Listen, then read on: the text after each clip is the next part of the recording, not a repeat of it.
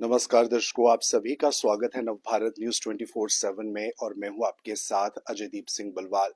दर्शकों, आज हमारे समाज में हम बढ़ चढ़ कर हर एक चीज में हिस्सा लेते हैं, अपने आप की ताकत को दुनिया के आगे दिखाने की कोशिश करते हैं, चाहे वो किसी भी रूप में हो, चाहे वो व्यक्तिगत लाभ के लिए हो या समाज में अपना एक दबदबा बनाने के लिए। लेकिन जिस बात पर हम सबसे ज्यादा जोर नहीं देते और ध्यान नहीं देते वो है अपनी अंतरात्मा पर, कि आखिरकार इस संसार में अगर हम आए हैं तो क्या कार्य करने हैं हमें और किस तरह से अपने जीवन का मार्गदर्शन करना है। लेकिन इस कलयुग के दौर में और इस भागती दौड़ती जिंदगी के दौर में अगर विशेष तौर पर बात करें तो आज भी हमारे वो गुरुजी, हमारे वो परम पूज्य ऋषि मुनियों के रूप में आज भी वो ऐसे बुद्धिजीवी हमारे समाज में मौजूद हैं जो हमें आगे ले जाने का काम करते हैं, हमें जीवन में सही रास्ता दिखाने का काम करते हैं। और ऐसी ही एक महान शक्ति और महान आत्मा के साथ आज आपका रूबरू करवाएंगे। इस समय हम बैठे हैं, हमारे साथ पूज्य राम स्वरूप जी योगाचार्य जी महाराज मौजूद हैं। इनसे थोड़ी बहुत बातचीत करेंगे और कोशिश करेंगे कि कुछ मिनटों में जीवन का सार समेट पाएं। आपका बहुत बहुत स्वागत है प्रभु जी हमारे इस चैनल में, और आपको तमाम हमारे अनुयायी भी देख रहे हैं। आपका बहुत बहुत स्वागत है। बहुत बहुत आशीर्वाद। और मुझे उम्मीद है इस चैनल से जो भी कुछ आप सुने वो औरों को भी शेयर करें। देखिए, भगवान ने ये सृष्टि बनाई और जीवात्माओं को शरीर दिया, तो ये सब ईश्वर की भक्ति के लिए दिया और धन कमाने के लिए भी दिया। तो इसके ऊपर भी विचार हमें करना है। आपने कोई पूछना, पहले पूछ लो। जी, स्वामी जी आपसे सवाल ये रहेगा, क्योंकि आज की भागती दौड़ती जिंदगी में जैसे कि मैंने शुरुआत में कहा, हम लोग अपने अपने मकसद के लिए, चाहे वो व्यापारिक मुद्दा हो, चाहे वो कामकाज का मुद्दा हो या किसी भी अन्य रिश्ते को, कहीं ना कहीं हम दौलत की नजर में आंकते हैं और पावर क्रिएट करने की कोशिश करते हैं, एक ऐसा समाज में हिस्सा बनने की कोशिश करते हैं जो हमें नाम दे, शोहरत दे। लेकिन अच्छा इंसान बनना कितना ज्यादा जरूरी है और आज की पीढ़ी कहाँ उस चीज को भूल रही है? आप क्या कहना चाहेंगे इस बारे में? देखिए, इस विषय में सबसे बड़ी बात यही है कि जैसा मैं बताता रहता हूँ समाज को कि ईश्वर ने दो मार्ग आपको दिए हैं दोनों पे चलने के लिए। और आप ये समझिए कि आपके पास दो बातें विचार करने के लिए ये भी हैं। पहले कि ये शरीर है, ये पंच भौतिक शरीर है, इसको इसके बारे में सोचना है कि ये क्या है। इस शरीर से आप धन कमाते हो, विषय विकार कमाने अगर लगे कोई, तो शरीर का तो मकसद ही कुछ और था। भगवान ने जिसलिए दिया था वो तो भजन भक्ति के लिए, मेहनत की कमाई के लिए, भौतिकवाद और आध्यात्मिकवाद दोनों पे चलने के लिए। तो शरीर का मिसयूज कर दिया। क्यों? क्योंकि ज्ञान दिए बिना ज्ञान नहीं होता। मनुष्य को ज्ञान ही नहीं होता कि मुझे ये शरीर किस लिए दिया। इसके लिए आपको वेदों को सुनना बहुत जरूरी। सृष्टि भगवान ने बनाई, साथ में वेद दे दिए कि भाई इस सृष्टि के पदार्थों का आप किस तरह से इस्तेमाल करोगे। जैसे कि ये सोना है, चांदी है, ये सब कुछ है। तो ईश्वर ईश्वर ने बनाया आपके लिए खाना पीना, दूध घी और पता नहीं क्या क्या सुख देने के पदार्थ। पर साथ क्या कहा, वो ज्ञान किसी को नहीं पता। उन्होंने कहा तेन त्यक्तेन भुंजीता मागृह कस्यद धनम। तेन त्यक्तेन, इन सब पदार्थों का त्याग पूर्वक भोग भोगो। इनको मन मत दो, इनको बुद्धि मत दो। भौतिक पदार्थों को, सोना चांदी रुपया पैसा, घर मकान दुकान से जो भी है जिसमें आप अपनी फेम चाहते हो, गलत है ये। इनको मन बुद्धि मत दो, बर्बाद हो जाओगे, अगला जन्म भी खराब कर लोगे। इनको साथ क्या करना है, आपने आध्यात्मिकवाद का ज्ञान लेके साधना करते हुए त्यक्तिन, त्याग पूर्वक भोग भोगना। जैसे कि सोना है, हमने लेना है, उसके लिए भगवान ने इजाजत दी है, सोना चांदी खूब पहनो। लेकिन उसको मन मत दो। मन जो और बुद्धि है, जैसे गुरबाणी भी कहती है, मन बेचे सदगुरु के पास, तिस गुरुमुख के कारज रास है। पर ये ज्ञान सारा वेदों से आता है, वो सनातन है वेद तो, है ना। तो सनातन वेद क्या कह रहे हैं, युंजते मन तो युंजते विपरा विपश्चितः। भाई वो योगी युंजते मन तो युंजते, मन और बुद्धि चित्त है वो ईश्वर से जोड़ के रखे, मन बुद्धि चित्त वहां। और चाहे फिर सोना पहने चांदी पहने, अच्छा बुरे कर्म तो खैर वो छोड़ ही देगा, क्योंकि वेद मार्ग पे रहे। वेद मार्ग पे रह के बुरे कर्म अपने आप छूट जाते हैं। हवन करने वाले के, यज्ञ करने वाले के ये बुरे कर्म अपने आप छूटने लगते हैं। छोड़ने की भी जरूरत नहीं, अपने आप छूटने लगते हैं। तो वो तो अच्छे अच्छे कर्म ही करेगा। यानी यानी शुभानी कर्माणी तानी तानी सेव्यतानी, जो जो शुभ कर्म है वो वही करेगा। तो वो भोजन भी करेगा, अब देखो अच्छे कर्म भी करेगा, लेकिन त्याग पूर्वक मन में किसी को नहीं लगाएगा। मोह ममता मन में नहीं आएगी उसके। जितने भी कर्म करेगा वो त्याग पूर्वक होंगे। भाई मन बुद्धि उधर नहीं है, बाकी कर रहे हैं हम कर्म, है ना। जी जी। तो इस तरह से जो जो जीना सीख जाता है तो वो तो ब्रह्म को पा लेता है ना। जी स्वामी जी, अगर आज के युग की बात करें, हमारे समाज में ज्यादातर लोग आज भी गृहस्थ जीवन जो है जीते हैं। ऐसे में वो लोगों के मन में हमेशा ये सवाल रहता है कि अपने जीवन को किस तरह से हम ऊपर उठाएं। गृहस्थ जीवन में पूजा पाठ करने के साथ साथ ऐसी कौन सी वो नीति है जिसको अपनाया जाए जिससे कि गृहस्थ जीवन भी चल सके और शास्त्रों का भी ज्ञान हो और कर्मों का जो बुरा कर्म जो हम किए हैं पिछले जन्म में वो भी कट सके। तो ऐसे में क्या आप मैसेज देते हैं या किस तरह से क्या विधि विधान है जो कि गृहस्थ जीवन जीने वाले लोगों के लिए है? देखो गृहस्थी हो, ब्रह्मचारी हो, चाहे वानप्रस्थी हो, सन्यासी हो, सबको भगवान ने उनके कर्तव्यों का ज्ञान दिया। गृहस्थी को ये कहा है कि आपने नित्य सुबह 4 बजे उठना है और ब्रह्म मुहूर्त में स्नान करके या मुंह हाथ ही चलो धो के जो आचार्य से ज्ञान सीखा है। यहाँ ये जरूरी रखो, क्योंकि मैंने चारों वेदों का अध्ययन करके ये देखा है, शास्त्रों का भी, 6 शास्त्रों का भी अध्ययन किया, कि वहां भगवान कहता है कि आचार्य के पास जाओ, गुरु के पास जाओ। कौन सा? जो चारों वेदों का ज्ञाता है, योगी है, समाधिस्थ पुरुष है, ऋषि मुनि की श्रेणी में आता है। बाकी को भगवान गुरु नहीं मानता। ये सीधी सी बात है। चाहे वेद आप पढ़ के देख लो या किसी वेद वालों के पास जाकर देख लो, ईश्वर कहता है वेद जो जानता है उसके पास जाओ, तो वो तो सारा ही ज्ञान दे देगा आपको। अब वेद वालों के पास आप जाओगे नहीं तो गृहस्थी को ये नहीं पता चलेगा कि मेरे कर्तव्य कर्म कौन से हैं जिससे कि मुझे सुख शांति मिलेगी, है ना। वो मनुष्य के बताए हुए कर्म करेगा कि गंगा स्नान कर आओ, उधर स्नान कर आओ, उस मूर्ति को पूजा कर आओ, उसकी कर आओ पूजा। लेकिन जो अनादि काल से चला आया सनातन धर्म है, जिसमें निराकार ब्रह्म की उपासना यज्ञ के द्वारा और ये योगाभ्यास के द्वारा और ये जो अग्निहोत्र नित्य करना है, नाम सिमरन करना है, माता पिता गुरुओं की सेवा करनी है, ये मार्ग उसको नहीं पता चलेगा। तो गलत मार्ग पे जाकर के वो आज जैसे देख लो कितनी पूजा पाठ चल रही है, अशांति है घर में, सुख नहीं है, चैन नहीं है, चैन की नींद नहीं है, बीमारी से छुटकारा नहीं है, परेशानी से छुटकारा नहीं है, प्रॉब्लम ही प्रॉब्लम है। क्यों? क्योंकि हम ये जानना चाहते हैं सुखी रहें। तो सुखी के लिए भगवान ने एक बात कही है वेदों में कि भाई ईश्वर भक्ति के बिना तुम्हें सुख नहीं मिलेगा।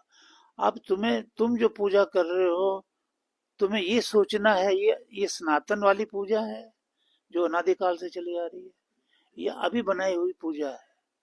जो अभी बनाई हुई पूजा का आप जानते हैं कि ये बुद्धि रजोगुण तमोगुण सतोगुण गंध से बनी है, तो उसमें तो गंद ही गंद निकलेगा, स्वार्थ ही स्वार्थ निकलेगा।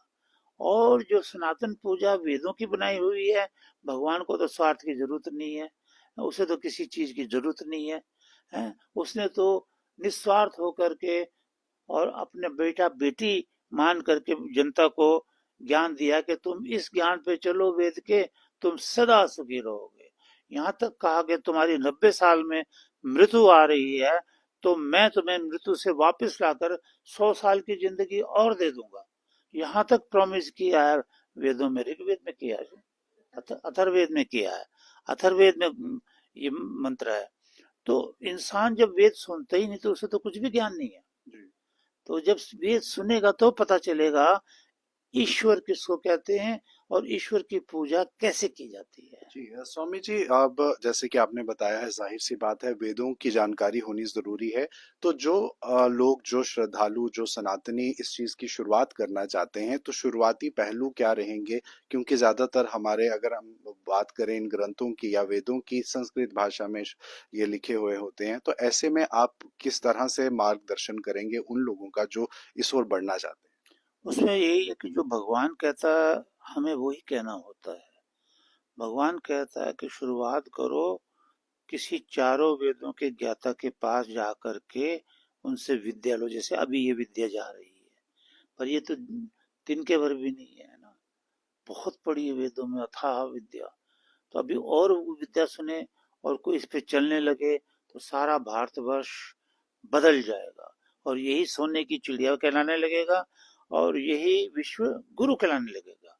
क्योंकि आधार जो है हमारा गुरु कहलाने का, विश्व गुरु कहलाने का आधार, सोने की चिड़िया बनने का आधार जो है वो वेद है। अब वेद चले गए तो हम कैसे बन सकते हैं? देखिए, यज्ञ में कहा जो यज्ञ है, वित्त यज्ञेन कल्पन्ताम, वित्त में ना धन, धन यज्ञ से मिलता है। राजा के पास और महाराजा के पास या गृहस्थी के पास जो यज्ञ करेगा उसके पास धन आएगा। अब यज्ञ तो कोई करता ही नहीं है, तो जो धन आ रहा है उसको ऋषि मुनि पता क्या बोलते हैं कि ये जो धन है झूठन है, ये आपको सुख नहीं देगी, ये धन आपको दुख देगा, लड़ाइयां कराएगा, प्रॉपर्टी के झगड़े कराएगा, न जाने क्या क्या करेगा। लेकिन अगर यज्ञ करोगे विद्वानों के पास बुला करके, क्योंकि यज्ञ तो विद्वान ही करेगा, वो आप सुनोगे, उस पर चलोगे, तो यही ये धन आपको, जैसे भगवान राम के पास था, उनके पिता के पास था, उसके दादा के पास था, उसके परदादा के पास था, चला आ रहा पीढ़ियों से पीढ़ियों पीढ़ियों, ऐसे पांडवों के पास है, कभी गया ही नहीं उनके घर से। नहीं तो आजकल के कवि तो यही लिख रहे हैं ना कि धन क्या है, बादल की सी छाया है, कभी इधर है कभी उधर है। लेकिन यज का धन जो है वो स्थायी है, वो कहीं नहीं जाता है ना। इसीलिए कहते हैं, वो मुझे तो वो मंत्र थोड़ा भूल रहा है कि अक्षर जो ये धन है, ये पूर्णिमा का मंत्र है, हाँ?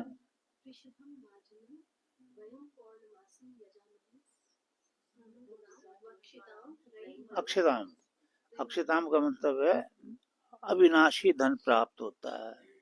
वृषभम में ना बरसाने वाला, सुख बरसाने वाला परमेश्वर तुम्हें अविनाशी धन देता है अगर आप यज्ञ करते हो, अग्निहोत्र करते हो, विद्वानों की संगत में बैठते हो ना। अब ऐसों की संगत में बैठे जिसको भगवान की डेफिनेशन तक नहीं पता, तो फिर वो तो दुखी देगा ना। और फिर एक राजा है, आप उसके राज्य में रहते हो और राज्य के खिलाफ काम करोगे तो वो तो आपको पकड़ के जान से मार देगा, अगर पकड़ में आ गया। तो ऐसी एक राजा है हमारा, इधर राजा जगतो बभूव, इस संसार का वेद कहते हैं एक ही राजा है, उस राजा के खिलाफ आप काम कर रहे हो, वो भी पकड़ के मार देता है, छोड़ता ही नहीं है। बिल्कुल स्वामी जी, क्योंकि सनातन धर्म जो है आदि अनंत काल से चलता आ हाँ, रहा है, और जाहिर सी बात है ऐसी कई सारे पहलू हैं इसके अंदर जिस पर ध्यान देने की जरूरत है। लेकिन एक आखिरी सवाल आपसे रहेगा, आजकल की जो पीढ़ी है, जो देश की भावी पीढ़ी है, कहीं ना कहीं मंत्र उच्चारणों से पीछे है, कहीं ना कहीं इस तरह के वेदों की जानकारी को लेकर उनमें वो सहजता नहीं है। आप कैसे उनको मार्गदर्शन देंगे? और कई बार इस तरह का मिथ्य भी समाज में है कि समय आने पर पूजा पाठ होगा, यानी कि बच्चों का समय खेल कूद का है, पढ़ाई लिखाई का है, पूजा पाठ के लिए भी एक समय, इस तरह की धारणा समाज में रहती है। आप इस धारणा पर किस तरह से अपनी टिप्पणी देते हैं, और किस तरह से युवाओं को और आने वाली पीढ़ी को जो है, और इस समय भी जो पीढ़ी है छोटी, उनको आप क्या संदेश देंगे? देखिए, जब वेद गुम हो गए तो सारा कुछ गुम हो गया है। तो वेदों में राजा को ऑर्डर है भगवान का कि आपका ये फर्ज है कि देखो किसी घर में कोई बेटा या बेटी जो छोटे छोटे 5-5 6 6 साल के हो गए हैं, वो गुरुकुल गए कि नहीं गए। अब ये नियम हट गया जब से कलयुग शुरू हुआ। अब ये नियम हट गया तो अपनी मर्जी से कोई पढ़ाने भेजता बच्चों को नहीं, लेकिन अपनी मर्जी से वो आजकल स्कूलों में कॉलेजों में तो भेजता है ना। गुरुकुल में तो कोई नहीं भेजता। तो चलो कॉलेज में भेजे बगैर अब काम नहीं चलेगा, वो तो जाना ही पड़ेगा। लेकिन अगर वेद का ज्ञाता हमारा राजा हो तो वो ये व्यवस्था कर सकता है कि भाई स्कूलों में, कॉलेजों में आधा पीरियड या एक पीरियड वेद का दे दो। तो जब स्कूलों में छोटे बच्चों को वेद सिखाया जाएगा, जैसे मैं कह रहा हूँ माता पिता की सेवा करो, गुरु की सेवा करो, है और पढ़ाई करो, तो ब्रह्म और सीधा ब्रह्मचर्य की शिक्षा बड़ी जबरदस्त है। ब्रह्मचर्येण दीक्षा आपनोति, तो ब्रह्मचर्य धारण रखो, बुरे ख्याल मत लाओ। तो यही बच्चे आगे चलकर राष्ट्र को सुदृढ़ कर देते हैं। अब जब इनको ये ज्ञान नहीं दिया जा रहा, ये ज्ञान दिया जा रहा, इंजीनियरिंग कर लो, वो कर लो, वो ज्ञान भी ठीक है, लेकिन जैसे मैंने कहा भौतिकवाद है ये तो। फिर आध्यात्मिकवाद किधर गया? आध्यात्मिक ज्ञान में साथ साथ ये ज्ञान देना है कि तुम्हें वेदों अनुसार शुभ कर्म करने, पाप कर्म नहीं करने, ब्रह्मचर्य भी दृढ़ करना है। तो वो बात भी साथ साथ चलेगी जैसे पिछले युगों में चलती थी। तो ये बच्चे बचपन से सीख लें। क्यों? सारी, जैसे इंग्लिश है, जो भी है, आज की जो संस्कृत, ये सब कठिन में आ जाती हैं, लेकिन वेद की भाषा कठिन नहीं है। क्यों? ये मातृभाषा है। माँ की भाषा कभी कठिन नहीं होती। मेरे पास मेरी शिष्याएं, शिष्य ऐसे भी हैं जो अंगूठा टेक हैं, लेकिन संस्कृत बोलते हैं और हवन बोलते हैं, पूरे याद है उनको। क्यों? क्योंकि जो इस सभा में आके बैठ जाता है जहाँ वेद का उच्चारण हो रहा है, तो वो वेद माता अपने आप उनको याद दिला देती है वेद मंत्रों को, अपने आप। ये भी अथर्ववेद में कहा ना, कशा वशा ये, तो वो कहते मैं अपने आप कर देती हूँ सीधा, तो कोई मेरे शरण में तो आए। वेद वेद चेतन ब्रह्म है। वो कह रहे हैं वेद मंत्र कि मेरी शरण में जो भी आता है तो मैं उसको अपने आप ही। तो विद्वान की शरण में जाने के लिए चारों वेद कहते हैं। ईश्वर कहता है, ईश्वर कहता मैं निराकार हूँ, समझो है, तो मैं नहीं बोल सकता। इसलिए तुम्हें मैंने विद्या अपनी सामर्थ्य से चार ऋषियों को दी। जब सृष्टि बनती है, चार ऋषियों ने ब्रह्मा को दे दी। अब ब्रह्मा ने समाज से फैला दी, ऋषि मुनि बन गए। तो अब ऋषि मुनियों के पास जाओ, वो बोल के तुम्हें विद्या का दान देंगे, है ना। और मेरे पास अगर डायरेक्ट मेरी पूजा करोगे जैसे दुनिया कर रही है, तो मैं तो तुम्हें कुछ भी नहीं बोल सकती, न सिखा सकता कि सनातन धर्म क्या है, वेद क्या है, भगवान क्या है। भगवान कहता मैं तो नहीं बता सकता तुम्हें, तुम ऋषि मुनियों के पास जाओ, है। तो आज कोई विद्वानों के पास नहीं जा रहा, उनके पास जा रहा है जो मनुष्यों की लिखी हुई किताबों को पढ़ते हैं, जो भगवान ने सरासर मना कर देगा। अगर इनकी पुस्तकें पढ़ोगे तो बर्बाद हो जाओगे। ईश्वर का दो मंत्रों में है ये ज्ञान। ये विद्वानों की जो पुस्तकें हैं ऋषि मुनियों की, उपक्रमत, उप मेरा नजदीक होता है, उसके तो नजदीक जाओ, न तो पढ़ो ऋषि मुनियों की सिर्फ। जैसे शास्त्र हैं, महाभारत ग्रंथ हैं, और वाल्मीकि रामायण है, ये सारे ऋषियों के ग्रंथ हैं, इन्हें तो पढ़ो। लेकिन मनुष्यों से अपक्रमत दूर हो जाओ।